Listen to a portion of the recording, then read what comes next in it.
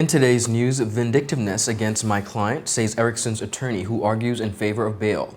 Rent spending could have funded a new complex, says Premier. Forge BVI to host their holiday expo. New lawsuit in MIYA MARCANO investigation. And Dominica elects first female head of state. We have the details of this and so much more when 284 News returns. Father Jesus, that line here long like church service. Alright, do enjoy the rest of the day. Next customer line, please. Wait, hold on a second.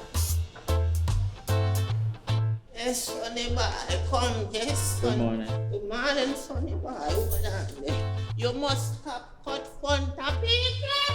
It's okay, I'll take care of it. What? No man to take care of me. How may I assist you?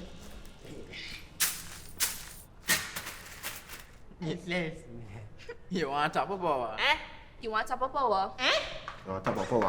Join the prepaid party with CCT and enjoy more affordable data plans, more top-up promotions, more savings with hero bundles, and more value for your money each and every Tuesday with Top Up Turn Up Tuesday. Visit a CCT store today or anywhere CCT Top Up is sold and top up your phone. 5, 10, 15, 20, 25, 30. You want top of power? There goes my new car. Guess I'm back on my bike. Your bike? CG offers new car replacement. Remember my monster truck days? Well, one night I attempted a 50-foot pogo double backflip. I landed it and went to karaoke. It wasn't until afterward that my car got hit by that fisherman. He gave me some great mahi-mahi though. Anyway, they paid fast and got me in a new car. Now call a cab. I want you to meet my alpaca guy. New car replacement for the first year of ownership. CG Insurance. Good like that. Hello everyone and welcome to this edition of 284 News. It is Friday, September 29th. Thank you so much for joining us. I'm Ron Grant, bringing you the latest out of Tortola in the Virgin Islands. Beginning our newscast on the local scene, a total of 20 charges were laid before the Magistrates Court on Monday, September 25th against Nyron Erickson of West End Tortola, jointly charging the 31-year-old with criminal offenses stemming from a major drug and firearm bust in 2021. Our Kamal Haynes has more on this report. Nyron Erickson appeared before Senior Magistrate Tamia Richards virtually when he was jointly charged with Jose Almastica, Jennifer Smith, Renee Smith, and Jamal Smith with 3 counts of possession of a prohibited weapon, 11 counts of keeping a firearm without a license, 2 counts of possession of a controlled drug, 2 counts of possession of a controlled drug with intent to supply another, 1 count of possession of forged currency notes, and 1 count of possession of the proceeds of criminal conduct.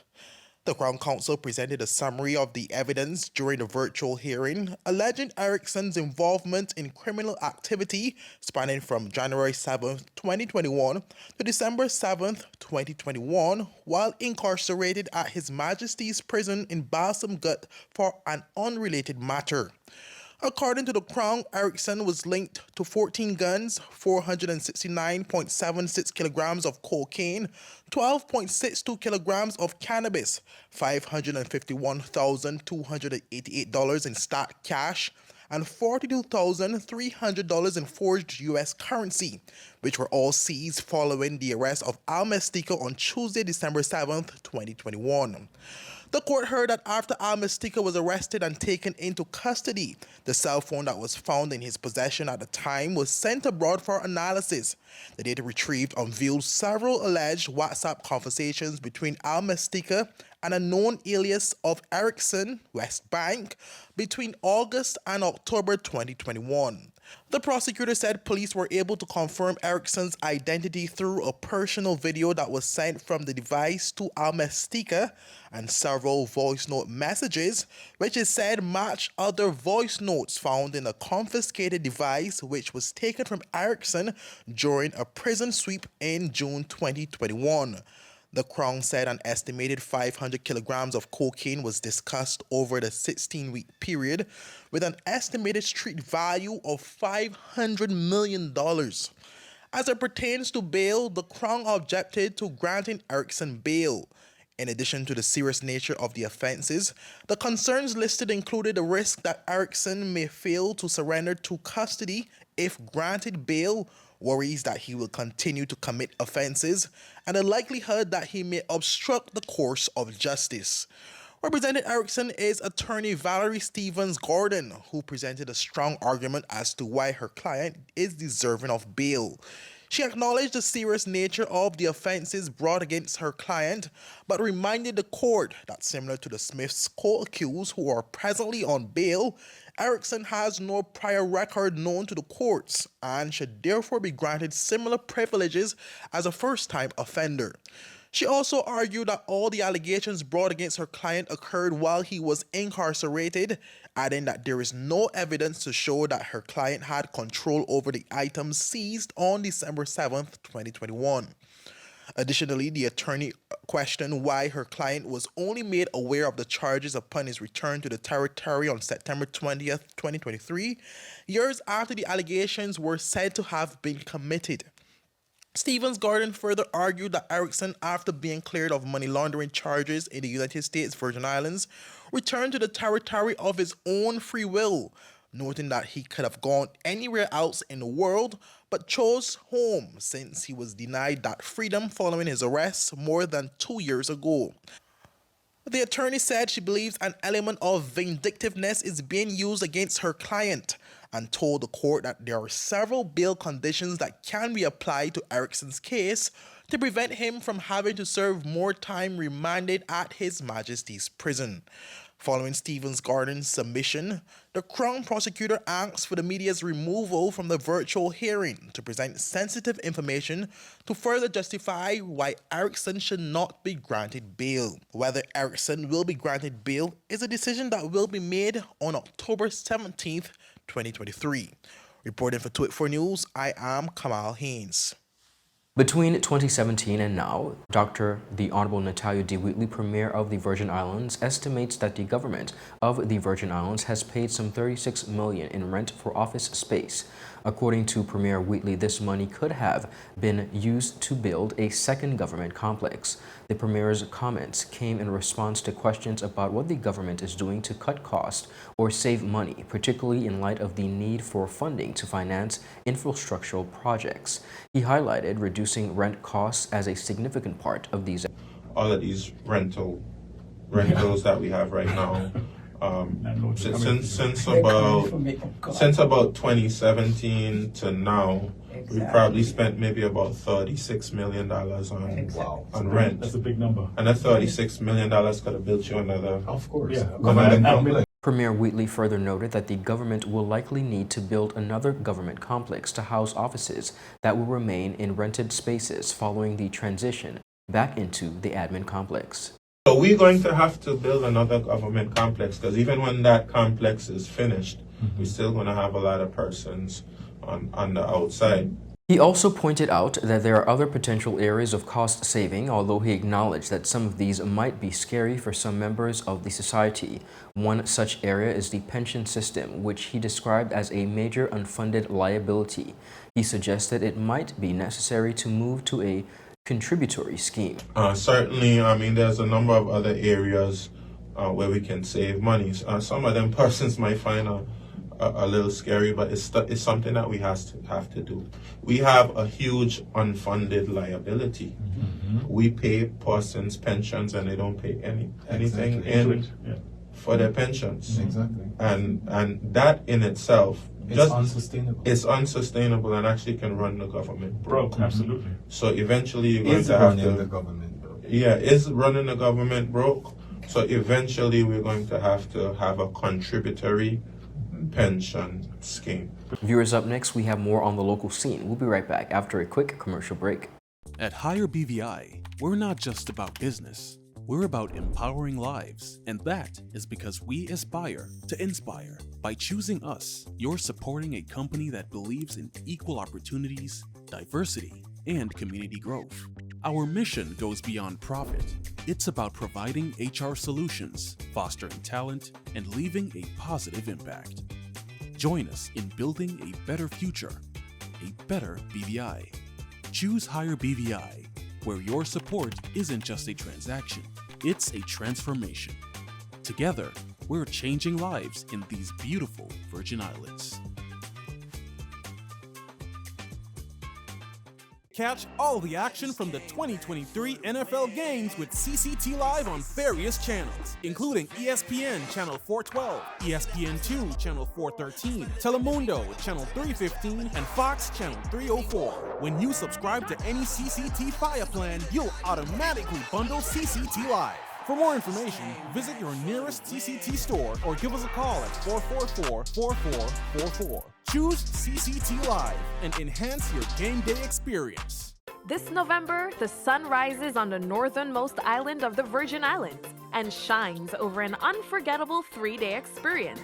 The Caribbean's most anticipated food festival, the Anegada Lobster Festival. The 24th to the 26th of November, the island's best restaurants present their best lobster dishes and other delicacies while you and 3,000 of your closest friends soak up the sun. Enjoy music from top bands, seaside activities, and win awesome prizes. There's nothing quite like the Anegada Lobster Festival. The 24th to the 26th of November. Book a room or catch a boat and be there. You'll see, it's the taste and fun you need.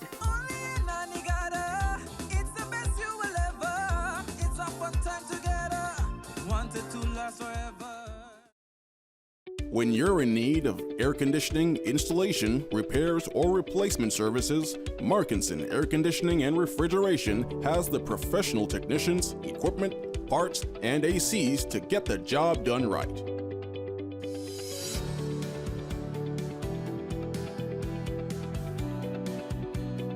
Markinson Air Conditioning and Refrigeration carries top brands like Daikin, Aircon,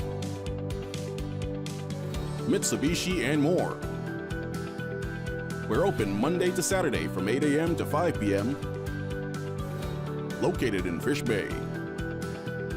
Telephone 340-4114 or 343-9511. Markinson Air Conditioning and Refrigeration, providing exceptional services to the British Virgin Islands since 2015.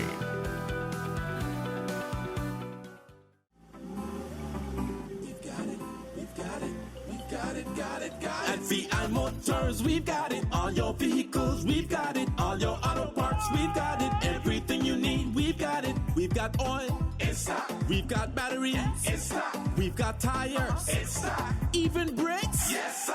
Yes! VI Motors, pioneering the automotive industry in the Virgin Islands since 1966 with leading brands like Toyota, Chevy, and Honda. We even do custom orders. We have all the top brands in automotive parts as well, so you know you're getting quality. Come visit us at Duff's Bottom, Tortola. Go to our website at vimotors.com or just call us at 494-2496. Remember, VI Motors, we've got it. All your vehicles, we've got it. All your auto parts, we've got it. Everything you need, we've got it. We've got it.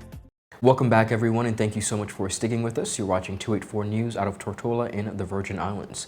Continuing on the local scene, CEO of Forge BVI, Mr. Meade Malone, alongside Community Outreach Coordinator Kyle Ricketts, recently sat down with myself to speak on the upcoming expositions being hosted by Forge BVI. The Holiday Expo, being hosted by the Deputy Premier, the Honorable Lorna Smith, is expected to be an exciting and engaging one. The business community that's in the business of gift giving, holiday entertaining and decorating, and put them under one roof. Okay. And then what we want to do in the morning is invite companies that buy gifts or provide entertainment for their clients or for their staff to come and really see what's available. Okay. In terms of all the elements of entertaining and gift giving. We have some wonderful participants, people like House and many others who are going to be there.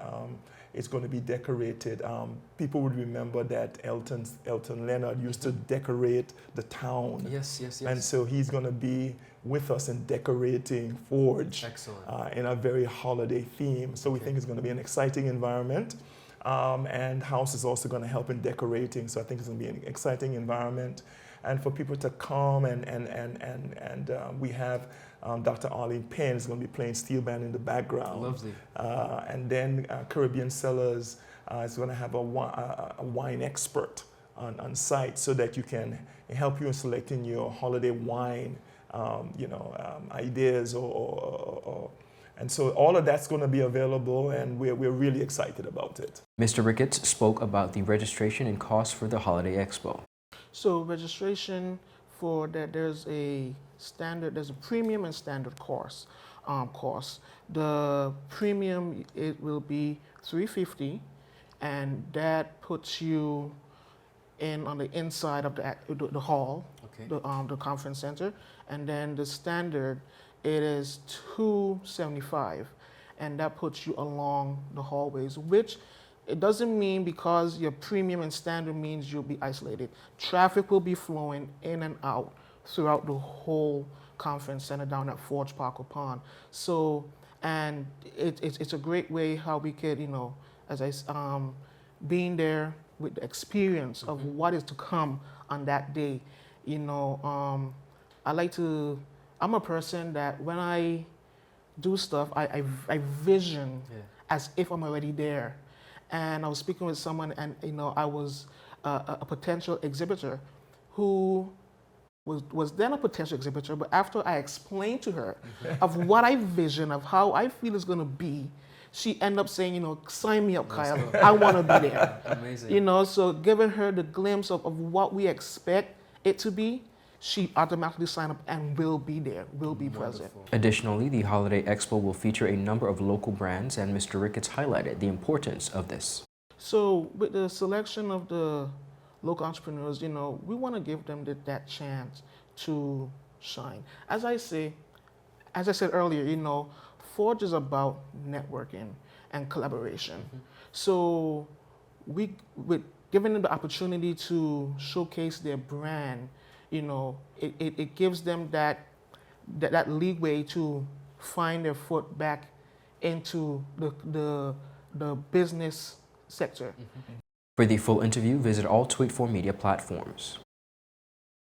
The BVI Football Association is aiming to have over 500 students registered for this year's BDO Schools Football League, which is set to kick off on Wednesday, October 11th. League coordinator Cassandra Coach Cass Gregg made the announcement at a press conference on Tuesday, September 26, which was held to officially launch the 2023 BDO Schools Football League. She said the reception from the schools has been extremely promising, hence her projection of more than 500 participating students from the primary and high school levels.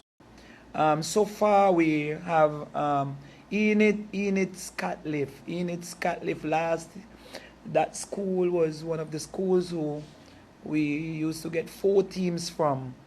And last, for the past two school leagues back, we only got 1 from them. But this year, I think we're going to have 4 from them because, like the principal called and said, Cass, the whole school want to play football. I'm like, okay, it's fine. We'll find uniform, bring them along. So I think we are close to 40 at Enid Scatliff School. Eunice Adams, we are close to 40 there, if not over by now. Joyce Samuels, right now we have 37 and expecting a couple more today. Willard Whitley, we are expecting 2 teams there. Francis Letsom, possible 3 teams there. Ivan Dawson, 3 teams. St. George's Primary, we had 7 teams from them last year. They broke the record for the school.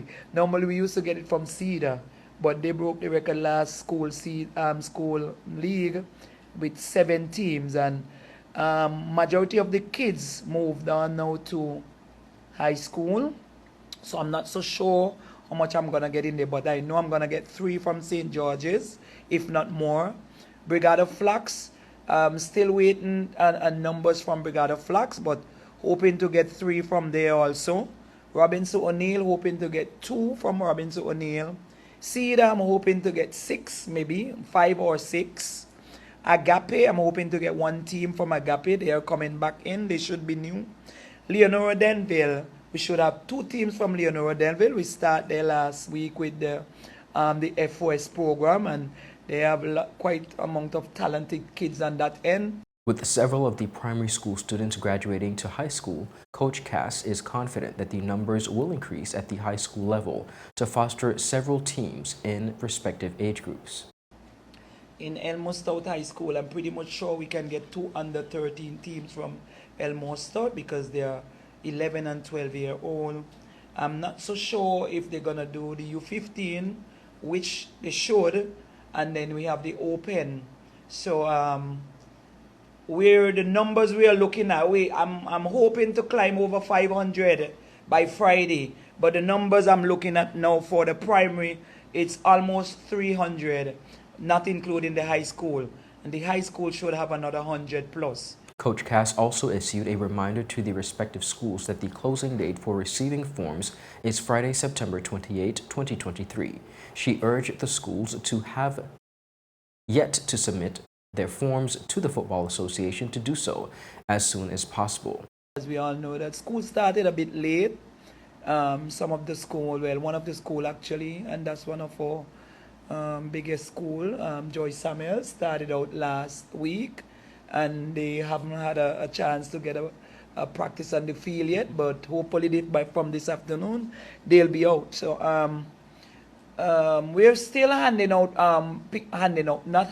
picking up forms, and it's open right until Friday would be a closing date for all forms. As of Friday, we won't be taking any more kids because we have to go with the uniforms that we ordered. Appearing virtually at the press conference was the president of the BVI Football Association, Andy Bickerton, who described the program as a well-organized after-school initiative.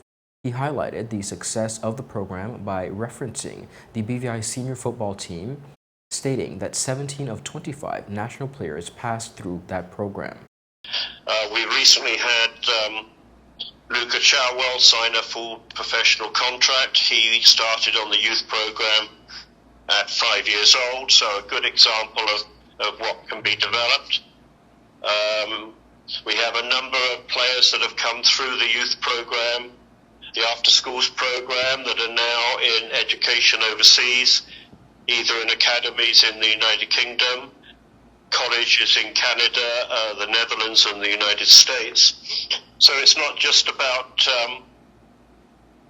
taking the opportunity to develop footballers, it's also about giving young people the opportunity to participate in sport, no matter what their talents are in relation to our sport of football. We're happy to welcome youngsters into our program, whether they show talent for the sport or not, because it gets them away from their computer screen out onto the field and running around, having fun and enjoying themselves. BDO Managing Director Ryan Galek said his company is excited to be sponsoring the league, a venture that commenced more than a decade ago.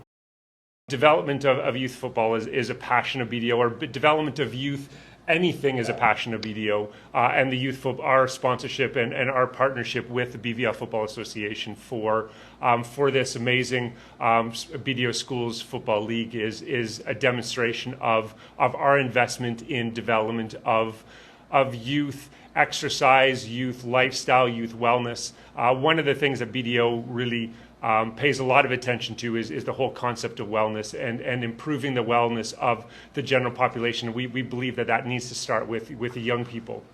As Andy said, one of the things that was a foundation of why we wanted to get involved in the BDO Schools League or get involved with the BVI FA was to get children out onto the field, get them to be running around in an organized manner, develop teamwork skills, but just get them away from their tablets, their computer screens, their phones or whatever. And up next, viewers, we have more on the local scene as well as the region. Angie, how can I get my claims paid quick? Rent's due next week. CG processes 99% of claims within 5 days. Remember when I was hang gliding with those goats? I caught a gust of wind and flew right into a moving car. Every appendage was in the cast, and they paid fast and fairly. That's what I get for trusting a man with a mustache and an eye patch. Now I gotta go. I'm meeting the guy who bedazzled my toes. 99% of claims are processed within 5 days. CG Insurance. Good like that. This November, the sun rises on the northernmost island of the Virgin Islands and shines over an unforgettable 3-day experience. The Caribbean's most anticipated food festival, the Anegada Lobster Festival. The 24th to the 26th of November, the island's best restaurants present their best lobster dishes and other delicacies while you and 3,000 of your closest friends soak up the sun. Enjoy music from top bands, seaside activities, and win awesome prizes. There's nothing quite like the Anegada Lobster Festival. The 24th to the 26th of November. Book a room or catch a boat and be there. You'll see, it's the taste and fun you need.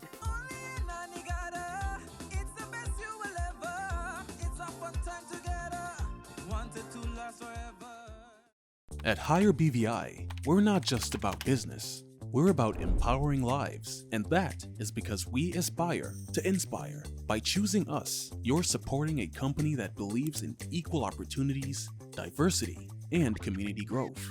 Our mission goes beyond profit. It's about providing HR solutions, fostering talent, and leaving a positive impact. Join us in building a better future, a better BVI. Choose Higher BVI, where your support isn't just a transaction, it's a transformation. Together, we're changing lives in these beautiful Virgin Islands.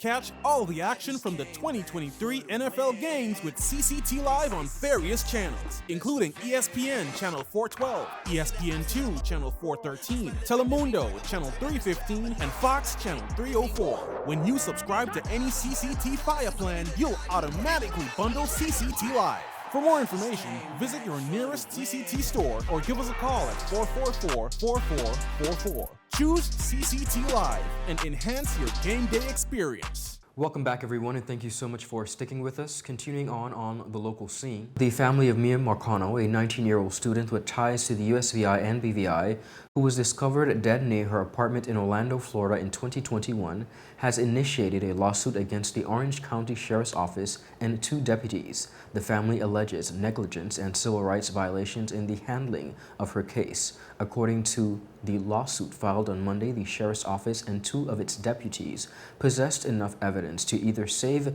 MIYA's life or lead her to an earlier discovery. Now, the first deputy to respond to Marcano's apartment for a welfare check, Deputy Samar Polino, reportedly failed to treat the apartment as a crime scene despite obvious warning signs that a crime had occurred. This supposed evidence included blood on a pillow and several pieces of broken jewelry. The lawsuit contends that Deputy Polino neglected to report the potential crime evidence he observed inside MIYA's apartment to anyone. It further claims that Polino had enough evidence that, and I quote, could have expedited the discovery of MIYA had he prioritized the case. Now, viewers, the legal document explains that Marcano's father contacted the sheriff's office to file a complaint due to Polino's perceived lack of urgency in the handling of MIYA's disappearance. Allegedly, Polino relayed what he had learned to his supervisor, CPL Kenneth Dale, over the phone. However, neither shared extremely critical information about Armando Cabrero, a maintenance man at the complex who investigators later believed was responsible for Marcano's death. MIYA died as Polino, Dale, and the OCSO failed to timely respond with assistance and experienced sheriff deputies to fully investigate the family of MIYA Marcano's life-threatening call, the complaint stated. Now, viewers, the lawsuit also reports that Dale testified that he was unaware of information concerning a bedroom window or blood at the scene, and that the placement of furniture against the door was inaccurately portrayed to him. Now, according to the complaint, discrimination against missing women played a role in the failure to conduct a proper investigation. The sheriff's office allegedly has a policy that provides less protection to missing female victims compared to victims of other assaults by either not responding or deliberately delaying their response. On the regional aspect, Dominica has elected its very first woman ever head of state, a decision that has been both celebrated and contested. In a vote of 20-5, Dominican lawmakers elected 58-year-old Sylvanie Burton, the government's nominee. 6 government ministers and 1 opposition legislator were absent for various reasons.